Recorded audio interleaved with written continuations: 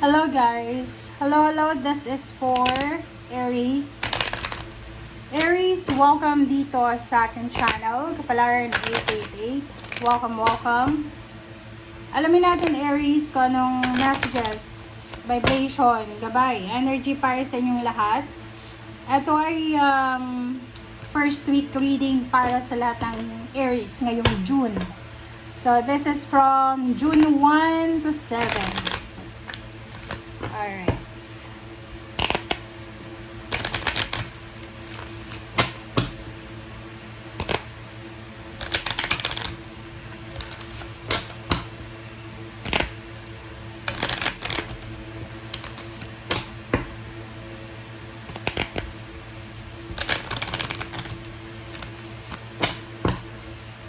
Okay.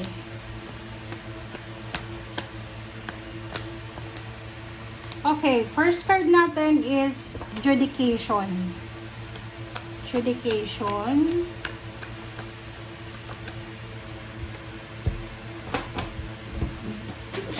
Excuse me. Okay. So, this is for Aries. First card is Judication, number 30. And the second card is number 14. Which is number 5. This is 5. This is 3. So, 5 plus 3 equals 8. So, nakikita ko sa iyo, Aries, na okay. Doon sa may mga asawa na Aries, posibleng magkakaroon kayo ng hindi magandang pagkakaunawaan sa asawa mo.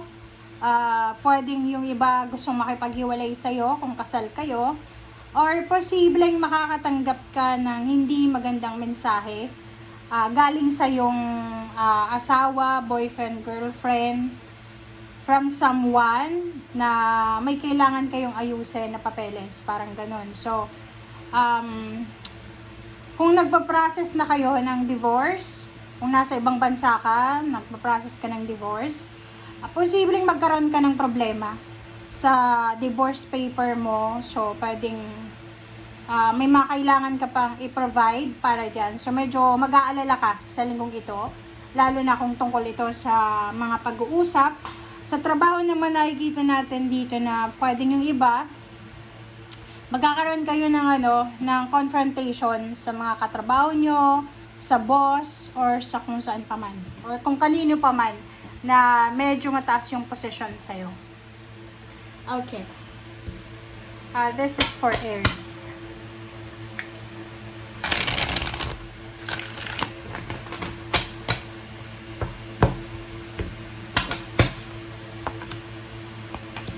Okay, first two cards natin ay Page of Cups and Knight of Wands. So, kung makikita mo dito, in the near future siya, Aries, babae ka man or lalaki. Nakikita ko sa'yo dito, lalo yung mga single, if you are a single Aries na nag-aantay ka ng love life sa ngayon, sinasabi ng baraha sa'yo, huwag kang masyadong magmadali. Kasi may paparating sa'yo dito diba? May paparating. Sinasabi ng baraha sa'yo dito na yung Page of Cups na yan, this is an offer. Emotional offer na pwedeng magdala sa'yo ng kilig. Okay? Kikiligin ka. Posibleng mag-o-offer sa'yo ng tulong, emotional help, parang ganon. Okay? Okay, let's check. Zero the Fool. And 2 of Wands. And 10 of Cups.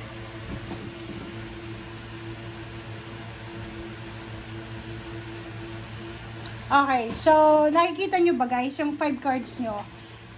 Yung 5 cards dito, ito ay related doon sa mga Aries na nawalan kayo ng trabaho, nawalan kayo ng love life.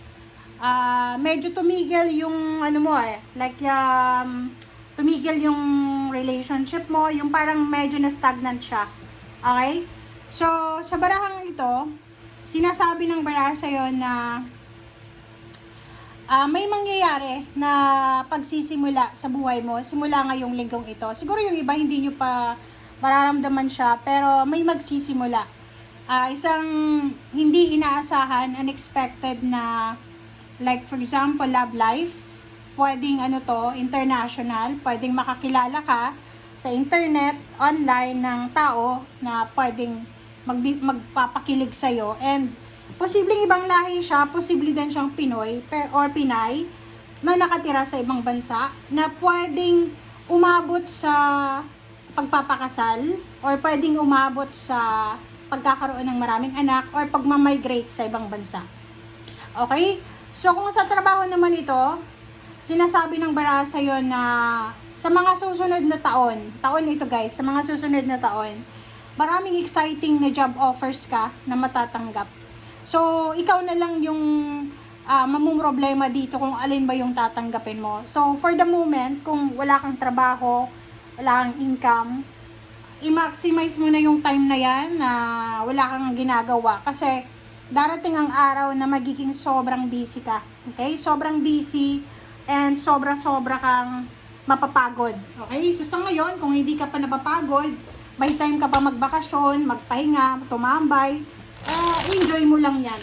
Okay? Kasi once dumating na yung sinasabi ng barang ito, wala ka ng oras kahit nga sa pamilya, mawawalan ka na ng oras kasi magiging busy ka na.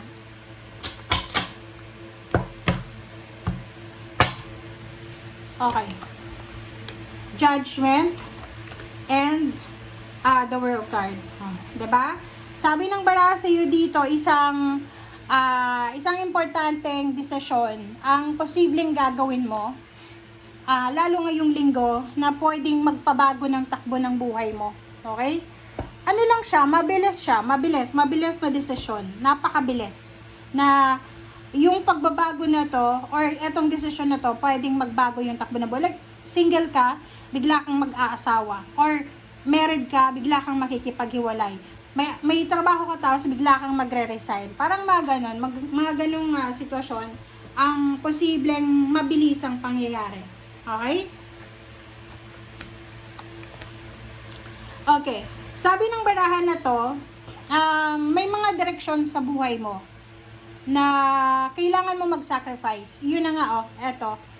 If may mga offers sa inyo na magtrabaho kayo sa ibang lugar, sa ibang bansa, may tinuturo sa inyo yung yung universe na gawin nyo na siya as soon as possible. Kasi ito, sinasabi ng baraha, risky talaga siya.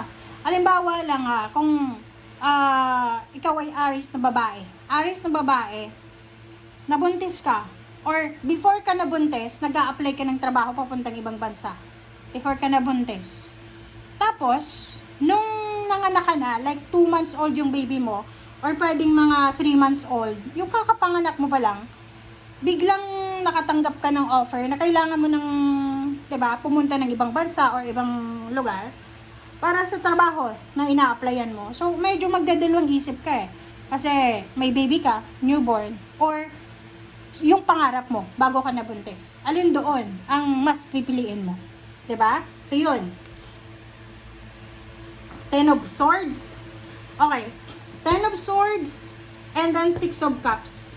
10 of Swords and 6 of Cups. Yan yung sinasabi ng baraha dyan is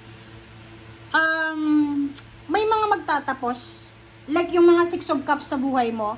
7 years ago, 8 years ago, may mga ginawa ka na desisyon na pwedeng hindi mo pinag-isipan. 8 years ago, 7 years ago, parang nalagay ka sa sitwasyon na parang nasakal ka or bigla kang nag-asawa nang hindi mo pinag-iisipan. So, ang sabi ng baraha sa'yo dyan, ngayon mismo sa taong ito ng 2026, lalo na ngayong June, sinasabi ng baraha na maraming marirealize ka na mga bad decisions sa past, pero hindi pa huli ang lahat. Parang sinasabi ng baraha mo sa'yo, okay, may ginawa ka na hindi maganda sa nakaraan, pero hindi yun rason para hindi mo na ituloy kung ano yung gusto mo. Diba? Knight of Cups, Love Life, King of Cups, and Ace of Pentacles. Pera. Sabi ng baraha sa'yo dito, huwag kang papayag na yung mga pangarap mo sa buhay ay hindi matuloy dahil lang sa maling desisyon na ginawa mo sa past. Kasi yung past, part yun ng present, ng future. Pero, nakadepende yan sa'yo Sabi ng baraha dito, bakit ka Bakit mo sasayangin yung sarili mo? As long as na you're healthy, as long as na capable ka pa na magtrabaho, trabaho lang. Sa love life ganun din. Walang question kung may edad ka na, ano ba yung sitwasyon mo. As long as na tumitibok pa yung puso mo, go lang ng go. Okay? So yun guys, ang sinasabi ng baraha sa'yo. This is for Aries. Thank you for watching and see you again. Bye!